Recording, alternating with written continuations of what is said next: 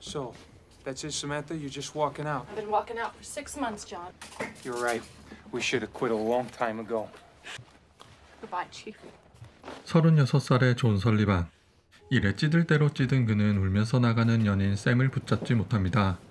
6개월 넘게 일에만 빠져있던 자신의 잘못이기는 하지만 결혼을 생각했던 그녀가 이렇게 떠나다니 이제는 돌아가셔서 볼 수 없는 아버지가 더 그립습니다. 야구를 좋아했던 아버지를 회상하며 근처 야구장에서 술 한 병을 다 비운 뒤 집에 돌아오는데 뜬금없이 절친이 맞이해줍니다. Hey Sully, is that you? So Sam called Linda. 아무래도 연인과 싸웠다는 자신을 위로해주러 일부러 온 듯합니다. 온 김에 낚싯대도 빌려달라고 하네요. Yeah, I think it's somewhere in the hall closet. If you can find it. Gordy, have a look, huh? 그런데 막상 아이가 찾은 것은 아버지의 유품입니다. 예전 아버지가 밤마다 즐겨하셨던 무전기를 본 아이는 이 골동품에 호기심을 드러냅니다. What the hell? 역시 오래된 기계라서 그런지 전원이 잠시 들어왔지만 작동이 안 되고 친구는 와이프에게 잡혀 돌아갑니다. Go now. I'll catch you later, right? If I'm lucky. 늦은 밤 또 혼자가 된 집은 적막하고 그는 아버지의 사진을 보며 어릴 적 추억을 떠올립니다. 마침 곧 있으면 돌아가신 아버지의 30주년 기일입니다.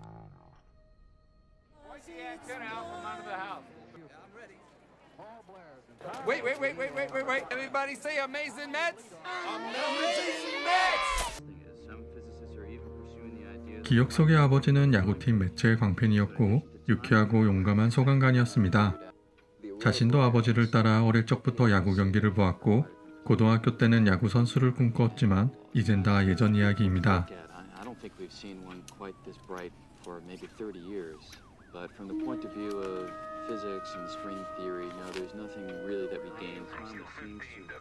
멍하니 TV를 보고 있는데 고장난 줄 알았던 무전기에서 목소리가 들립니다. Hello?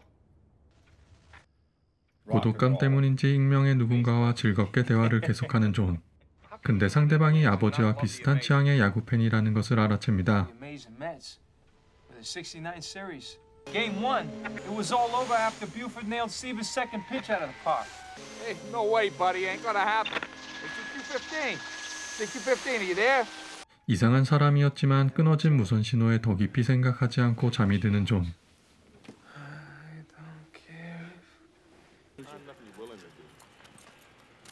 30년 전 일어난 살인사건까지 신경 써야 하는 그는 여자친구도 못 참고 떠난 바쁜 강력계 경찰이지만 오늘만은 아버지의 기일을 기리며 어머니와 오랜만에 이야기를 나눕니다. Look who's talking. It's Tamara. 30 years. He was just a big kid. He wanted to play baseball forever. 어머니가 돌아간 그날 밤 무전기에서 자신을 애타게 찾는 목소리가 들립니다. 그는 급한지 대뜸 야구 이야기부터 꺼내고 Wasn't too tough, buddy. Game happened 30 years ago. 존의 말이 농담이라고 생각한 상대방은 다음 경기 결과도 묻고 아이처럼 들뜬 상대방의 목소리에 존은 9회 초 와이스가 안타를 쳐 이겼다고 친절하게 알려줍니다. Daddy, come up and sing the baseball song. Hey, little chief. 그런데 추장이란 말은 자신의 어릴 적 애칭입니다. 무전기 너머로 들리는 부자의 대화가 자신의 과거 기억과 너무 닮아 있어 가볍게 상대방의 이름을 물어보는데 놀랍게도 아버지 프랭크 설리반의 이름을 대고 심지어 무전기에 붙어있는 호출보호를 똑같이 말합니다. 진지해진 존은 장난치지 말라며 자신의 이름과 주소, 아버지가 자신이 잘 때 부른 노래까지 말하는데 이걸 들은 상대방이 오히려 더 놀랍니다. Hey, who the hell are you? You burnt the desk. I can see it. 자신의 모습을 지켜본다고 생각한 프랭크는 가족에게 접근하지 말라고 경고를 하지만 멀쩡했던 책상에 타는 적이 생기는 것을 본 존은 답답합니다. But it's me. If you touch my kid, I will hunt you down till the day I die. You got that? The Buxton fire. You already died. What are you talking about? October 12th, 1969. 내일이란 말에 애가 탄 존은 필사적으로 아버지에게 조언을 합니다. Just gone the other way. You would have made it. Hello? 알 수 없는 이유로 교신이 끊기고 정체를 알 수 없는 이에게 내일 죽음을 통보받은 프랭크와 끝까지 아버지를 말리지 못한 존, 둘 다 심란한 밤을 보내게 됩니다. 다음 날 프랭크는 와이스가 안타를 치는 야구 경기를 보며 오싹함을 느끼는데 때마침 불이 난 창고로 출동하라는 명령에 생각할 겨를도 없이 그대로 출동합니다.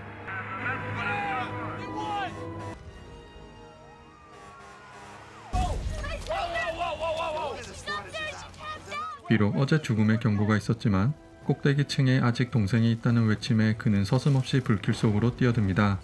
무너지는 계단과 거세지는 불길을 뚫고 결국 혼자 꼭대기층까지 도착한 그는 의식을 잃은 한 소녀를 발견하고 이제 이 현장에서 함께 탈출하면 됩니다. 45, I found the girl. What the hell is going on? 소녀를 데리고 자력으로 탈출해야 할 상황. 그는 마침 불길이 적은 적당한 통로를 발견하고 그쪽으로 가려는 순간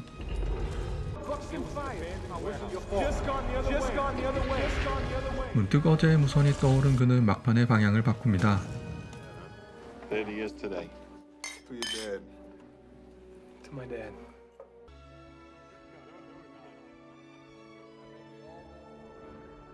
My father didn't die in a fire, right? Huh?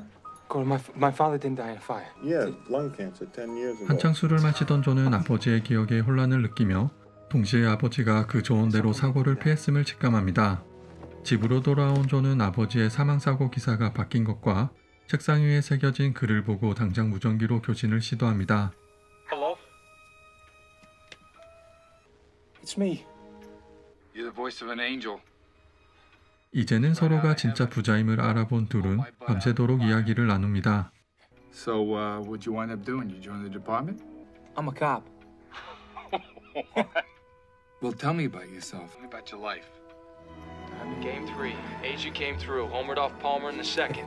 I knew it! I knew AG was gonna have a great series. You got anybody? Yeah. Kinda. Something I gotta work out, but You gotta be kidding. 화재 사고로부터 살아난 아버지이지만 현실에선 여전히 볼 수 없기에 이 무전기만이 유일하게 아버지와 만날 수 있는 길인데요. I almost don't want to click off here. Like, maybe we won't get this back. I'll be here tomorrow. I love you, son. I love you too, Dad. 그렇게 존은 아버지와 아쉬운 무전을 끝내고 어머니에게 아버지와 통화할 수 있다는 사실을 알려주고자 간단한 메시지를 남기고 잠자리에 듭니다.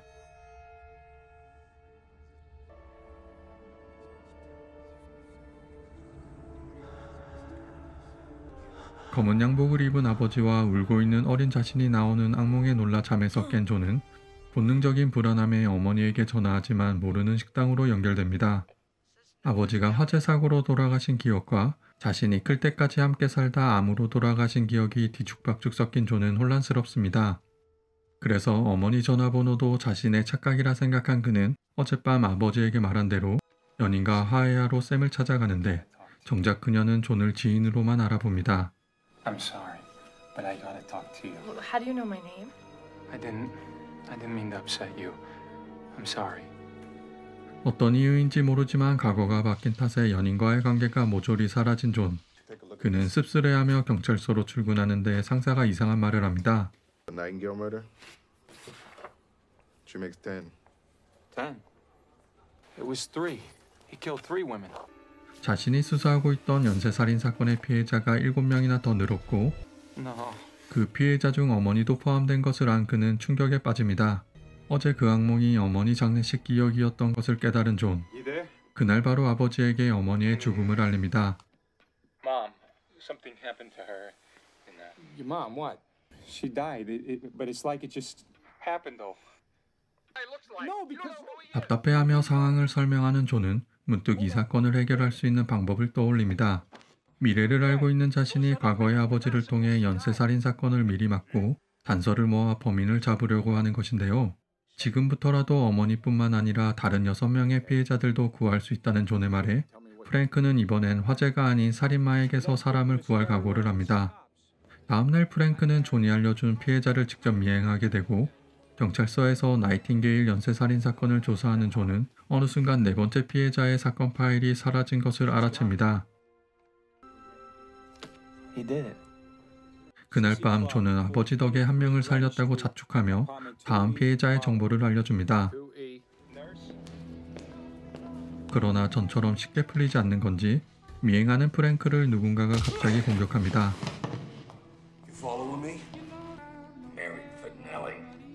자신이 죽인 여자의 이름이 나오자 당황한 그는 그대로 프랭크를 죽이려 하는데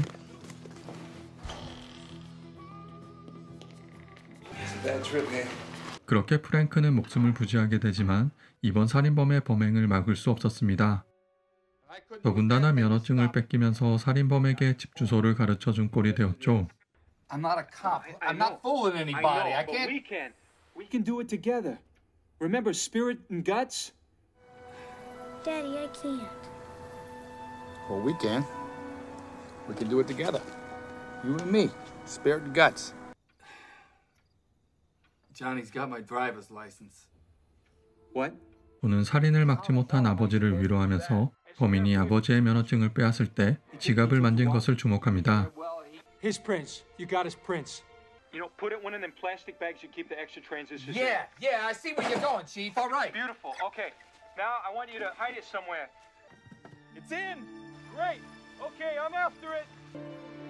We're in business. Now just sit tight and don't worry.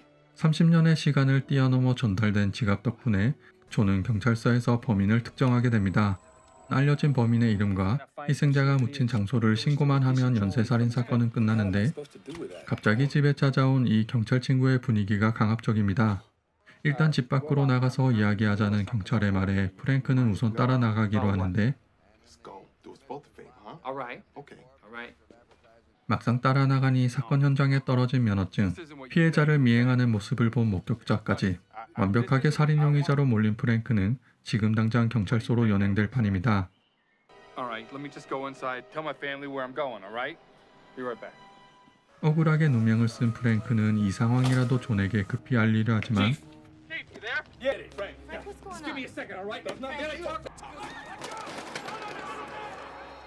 몸싸움 중 무전기는 떨어져 부서집니다. 유일하게 과거에 간섭할 수 있는 무전기가 부서진 존은 아버지를 도울 방법이 없는데 이제 이들 부자의 운명은 어떻게 될까요? 이제는 보지 못하는 아버지와 무전기를 통해 다시 소통할 수 있으니 얼마나 감동적인 소재인가요? 라디오같이 지지직거리는 무전기에 밤하늘에 커튼처럼 걸린 오로라까지 영화에 쓰인 소재도 참 분위기 있다고 생각합니다. 이 영화가 SF, 스릴러, 범죄, 드라마 등 짬뽕처럼 장르가 섞여 있는 영화지만 스릴러나 범죄에서 연상되는 잔인한 장면 하나 없는 감동적인 가족 드라마 영화라고 소개할 수 있습니다. 이 영화의 포인트는 아버지와 아들의 진솔한 대화라고 보기 때문에 사실 줄거리 속에도 아들의 조언으로 아버지의 목숨을 구하고 난 뒤 밤새도록 부자가 무전기로 이야기하는 장면을 하이라이트로 끝내려고 했지만 아무래도 그러면 아쉬울 것 같아 부자가 살인사건을 함께 풀어나가는 후반부의 대략적인 스토리도 소개했습니다. 창고화재에서 살아난 아버지가 자신을 살려준 아들에게 자전거 타는 법을 가르쳐주는 장면. Hi. Hi, John. Frank tells me you're a cop? 무선통신 중에 36살인 존과 비견될 정도로 젊은 어머니를 소개해주는 짓궂은 아버지. 개인적으로 참 인상 깊게 본 장면이 많았기 때문에 재미와 감동, 결말의 반전까지 자신있게 추천하는 명작입니다. 이 영화는 2000년 미국에서 개봉한 SF 스릴러 드라마 영화로 3,100만 달러의 예산으로 4,500만 달러의 미국 매출액을 포함하여 총 6,800만 달러를 벌어들인 작품입니다. 2001년 제26회 세던 어워즈 최우수 판타지 영화상을 수상하였으며 이 영화를 원작으로 동제목의 미국 드라마가 2016년 13부작으로 제작되었습니다. 원작 영화와 다른 점은 프랭크가 소방관이 아닌 경찰관으로 무전기를 통해 교신하는 자식은 아들이 아닌 딸로 설정이 조금 다르고 그 외엔 원작과 마찬가지로 과거와 현재를 무전을 통해 넘나드는 부녀의 콤비로 살인사건을 풀어나가는 드라마입니다.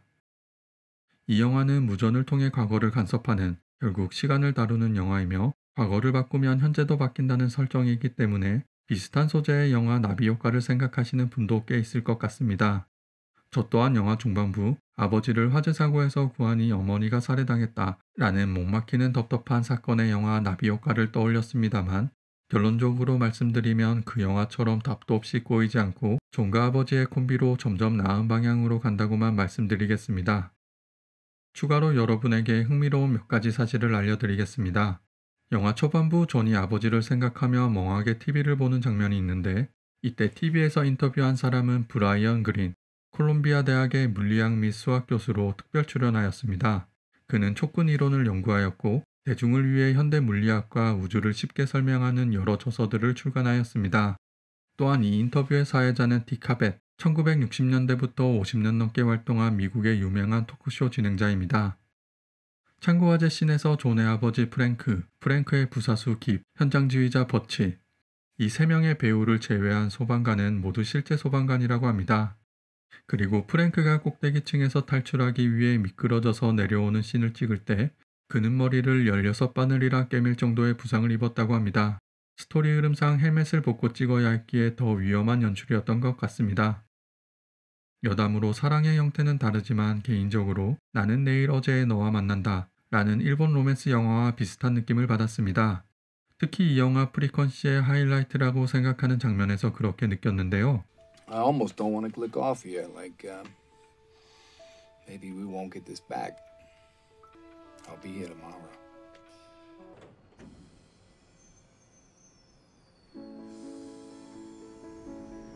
맞다.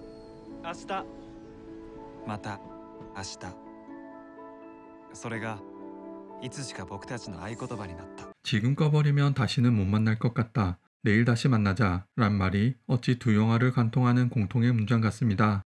앞서 언급한 일본 영화는 남녀의 30일간의 허용된 만남이며 프리퀀시는 30년 만에 거대해진 흑점의 영향으로 목소리만 연결되는 설정으로 둘 다 원래대로라면 만날 수 없는 그립고 소중한 사람을 한정된 기간에 만난다는 것이 비슷하지만 결말은 완전히 다르기 때문에 관심 있는 분들은 나는 내일 어제 너와 만난다를 보는 것을 추천드리며 리뷰를 마치겠습니다. 리뷰가 마음에 드셨다면 영화 원작을 보시는 것을 꼭 추천드립니다. 원작 영화 감상을 통해 영화의 더 깊이 있는 내용 이해와 그 영화만의 감동을 느낄 수 있다고 생각합니다.